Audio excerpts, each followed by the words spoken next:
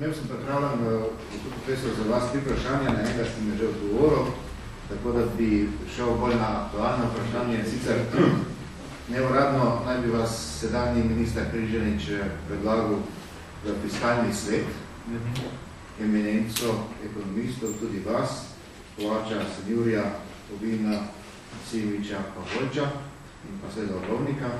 Pa me zanima vaša vloga seveda v tem fiskalnem svetu in pa kakšno oceno te javne finančne politike boste predlagali vladi, ki vas seveda hkrati tudi že najavila, da bi naj sodelovali pri teh strukturnih reformah, o katerih smo malce prej govorili. Dobro, jaz zdaj, če čisto odkrit povem, kar se tiče fiskalnega sveta, mene je Križanič zelo dolgo nagovarjal. On je pravzaprav prišel z našega inštituta. Jaz mislim, da bi moral kakšen drug ministerstvo vzeti, ne pa finančno ministerstvo, če sem bilo odkrit, ne. Ampak v redu, vzel finančno ministerstvo in ko je potem Senjur na nek način prevzel to, da bo pač mu ta fiskalni svet, zakaj so ga naredili, pravzaprav ne vem. Se mi je zdel skoraj grdo, da ne bi pač sodeloval, pa da ne bi pomagal pri tem nekaj početi. Kaj bo z tega, ne vem. Jaz generalno v svete ne verjamem. So me vabili tudi v tisti strateški svet. Samo če tam sedi 17 ljudi, potem en drugmu nekaj prepodujemo, vsak se kaže bolj pameten, mislim, da od mene koristi v takšnega sveta ne more biti. A bo od tega fiskalnega sveta, kjer je manj ljudi, kaj koristi, vam ne vem povedati, jaz moram reči, se še tudi nisem čisto trdno odločil, da bi postal član tega fiskalnega sveta. Zdel se mi pa dobro, da na nek način imam eno dolžnost, da približno pomagam, če se da pomagati. To je bilo eno vprašanje. Drugo vprašanje ste pa rekli. Vam ga še nisem zastavil, bom je pa tudi aktualno. 70 leta Stane Kavčič, izid nove knjige, vendar je bi vas rad vprašal, kaj menite o njegovem načinu vladanja oziroma vpliva na gospodarstvo in ali je možno to aplicirati tudi v današnji čas? Dobro, jaz moram reči, tako zelo starši nisem, da bi zelo veliko vedel o načinu vladanja takrat. Na vsak način je veljal za pač nekega liberalnega človeka v tem sistemu, kjer je naj bi že videl pač neko vrednost delnic in tega kapitalskega trga in tako naprej. Sam, čeprav sem takrat že kot ekonomist deloval, pravzaprav ne vem veliko o tem. Veliko o tem. Je pa res, da sem v tistem času se jaz ukvarjal z ekonometrijo, se pravi s temi različnimi modeli. Mnenja o tem, moram reči, so bila pa zelo različna. Je on zelo liberalen ali ni zelo liberalen, tu so pa mnenja zelo različna. Zdaj na nek način pravijo, da je pač bil zelo liberalen in na vsak način je pač prišlo do spora, če se spomnite, okrog tiste ceste Vrhnika Ljubljana oziroma te avtoceste Postojna Ljubljana. To naj bi bila glavnina spora osnovnega. No in v tem primeru naj bi se pač uprl Titu, ker pač ni pristal na to, da se ta cesta ne bi gradila. Kakšno vlogo bi odigral leta 90, pa moram reči enostavno navedne. Težko rečem. Tako da ne znam odgovoriti na vprašanje. Vse tole, recimo, se mi zdi zanimivo ravno z vidika kejnezijanske vloge države. Govorimo namreč o velikih infrastrukturnih projektih, ker jaz sicer spil takrat star komaj 11 let, ampak sem pa bral potem zadeve in vem, da šlo je za 2 velika infrastrukturna projekta takrat v Jugoslaviji, se pravi za prvo avtocesto Vrhnika Postojna in na drugi strani za železniško progo Beograd-Bar, kamor so se prekanalizirala sredstva, ki jih je Svetovna banka takrat v Jugoslaviji že odobrila. In morda bi tule zdaj predno, gospod Ferlež, vam dam besedo, z ozirom na to, gospod profesor, da ste prej sami povedali, da ste kejnezijanec, se pravi pristaš ekonomije, ekonomske šole, ki zagovarja močno vlogo države v spodbujanju agregatnega povpraševanja.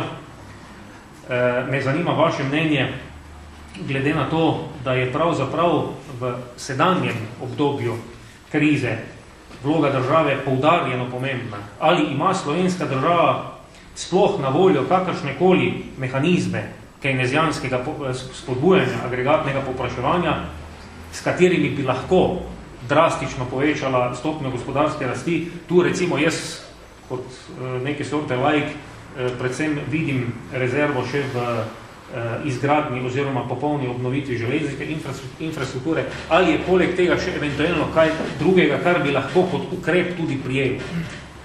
No, zdaj, če smo spet takole, ne.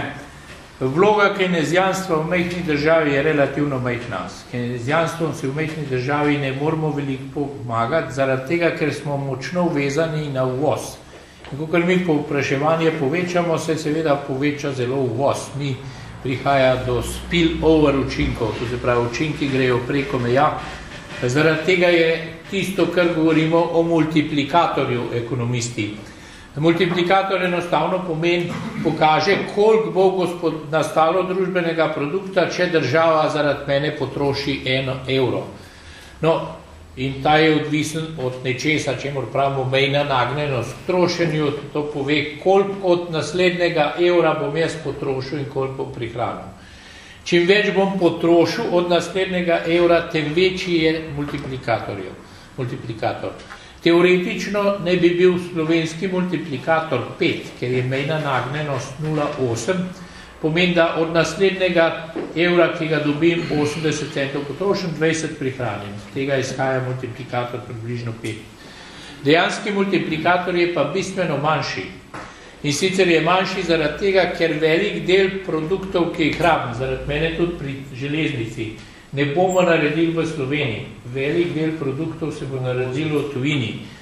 In tista javna dela, ki so reševala 30 leta, tista javna dela nič več ne rešujejo. Ker danes nobene avtoceste ne boste delali tako, da bodo ljudje s krampami pa lopati delali, ampak boste imeli uvoženo mehanizacijo in je multiplikator učink na domače gospodarstvo je majhen. In tudi ta učink pri železnici bo bistveno, ne bo zelo velik. Vse tam ne bo veliko ljudi zaposlenih, delalo se bo predvsem z uvoženimi stroji, ne bo pa veliko ljudi zaposlenih. Multiplikator verjetno bi bil bistveno večji, če bi te investicije razpršili na občinski ravni. Tle sem pa jaz zelo močno za to, da se te investicije, če hočete za to, da pač pospešite gospodarsko aktivnost, da se mora to prenesti pa na občinski ravni, da nam veliki projekti ne koristijo prav veliko. Pejte pogledati na avtocesto, koliko je pa tam, ko se gradi, se tam ni veliko delavcev zaposlenih, so v glavnem stroji. In te stroji niso narejeni v Sloveniji, so narejeni v tujini. Se pravi, multiplikatorji v veliki državi so veliki, v majhni državi so pa majhni. In kejnezijanska politika, ki ga povpraševanje v tem primeru zgubi. In tudi prej smo govorili tiste cesta pa Beograd-Bar, ne. Jaz dvomim, da je takrat kdo razmišljal o multiplikatorju. Takrat so bile čisto druge strani. Sej ne vemo, ali je bilo to v času neke nizke gospodarske aktivnosti. Pri nas je bila recimo zdaj zamera, da ste s cestami preveč šarili v tistem času, ko je bila visoka gospodarska aktivnost. Ne? In če bi to pač prihranili za zdajšen čas, da bi bilo boljše, ne? Da bi bilo to. Sam tle jaz ne bi precenjeval učinkov, tudi je podobno, kaj s tem recimo, če delate neko hidroelektrarno, sej veliko ljudi pa ni tam zaposlenih. Ne? Ker osnovna stvar multiplikator je pa seveda, nekdo dobi plačo in to potroši, in spet nekdo drug pa ima delo, ne? V tem je ideja tega multiplikatorja.